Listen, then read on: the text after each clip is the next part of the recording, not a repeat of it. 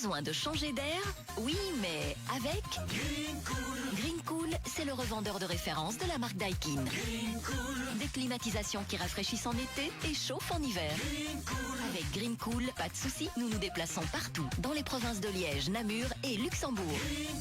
Nous installons, entretenons et dépannons vos installations de réfrigération, climatisation et pompe à chaleur grâce à nos techniciens certifiés et éco-responsables.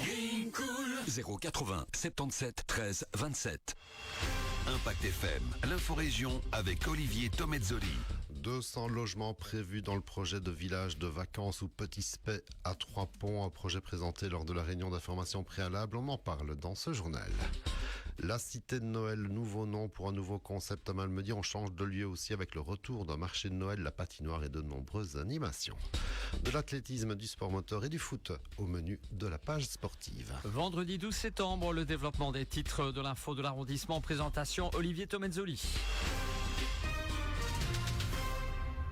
Bonjour à tous, 200 logements dans le village de vacances du Petit Spey. Voilà le projet présenté dans les grandes lignes lors de la réunion d'information préalable qui a eu lieu cette semaine à Trois-Ponts. Pas de grande déclaration, on en sait à peine plus sur le projet qui semble loin d'être finalisé.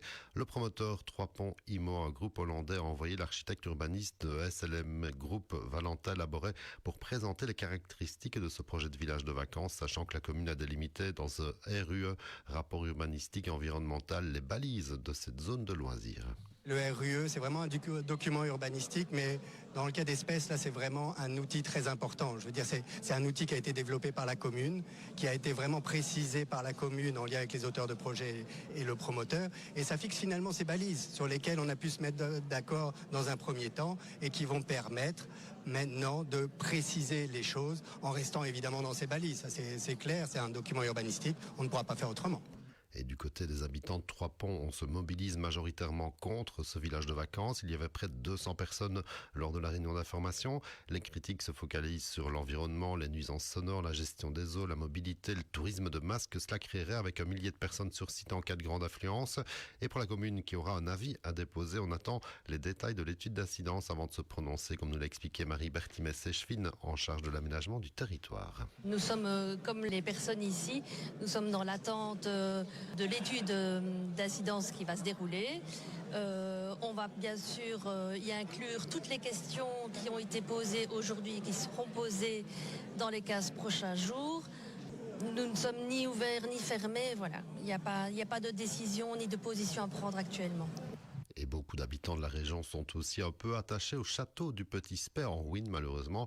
Et la transition est facile vers les journées du patrimoine qui ont lieu tout ce week-end sur le thème de la gourmandise, tant qu'à faire, avec un panel d'activités à faire pour goûter et admirer les beautés patrimoniales de la région. Toutes les infos pratiques sont à consulter sur le site www.journée au pluriel et sans accent du patrimoine, tout cela en un mot.be.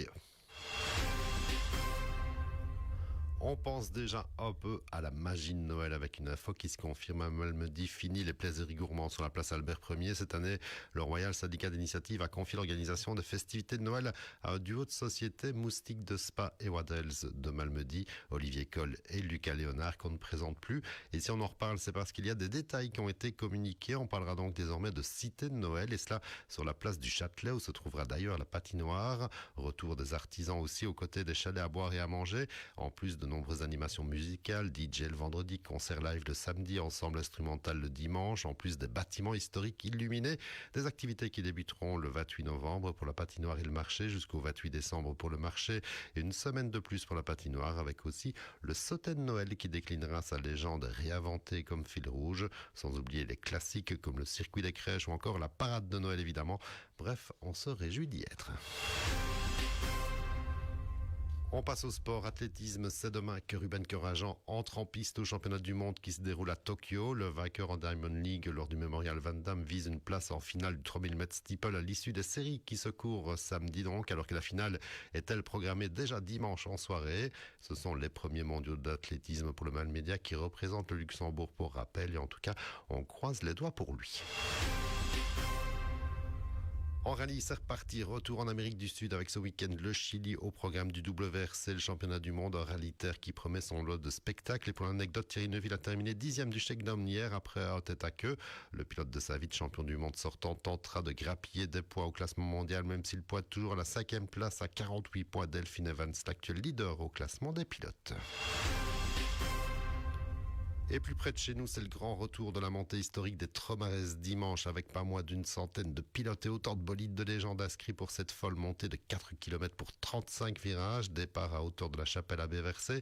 Et attention, la route sera évidemment fermée ce dimanche avec ouverture d'une heure entre 12h30 et 13h30 pour permettre la circulation des riverains notamment. Et en football, on va commencer à y voir un peu plus clair sur les forces en présence au terme de la 4e journée de championnat qui se profile, notamment après le choc de la première provinciale demain soir au stade Le Chat où Malmundaria accueillera FEM. Deux équipes comptant le maximum de points jusqu'à présent, alors que dans le même temps, Ster Francorchamps recevra à nu. En 2C, le leader Stavelot devra confirmer demain soir en déplacement à Wallorn, alors que Offray se rendra dimanche après-midi à l'Académie B. En 3e série, d'un beau programme là aussi, avec notamment l'Alliance Haute-Fagne face à Elsenborn, Bellevaux qui seront à 3 frontières, déplacement également pour 3 points à Butchenbach, alors que Malmundaria B recevra Bulange. Toutes ces rencontres dimanche à 15h. Et enfin, en 4e série F, demain 19h, le derby entre Wemf et Montvilliers-en-Blève B. À 20h, Stable B accueillera Franchimont B. Dimanche à 15h, Ster B ira défier Cornès sur la hauteur de Pepaster. Voilà pour le programme du week-end. On analyse tout cela dans nos éditions de lundi matin, après vous avoir souhaité de passer un très très bon week-end. L'info continue sur notre page Facebook Impact.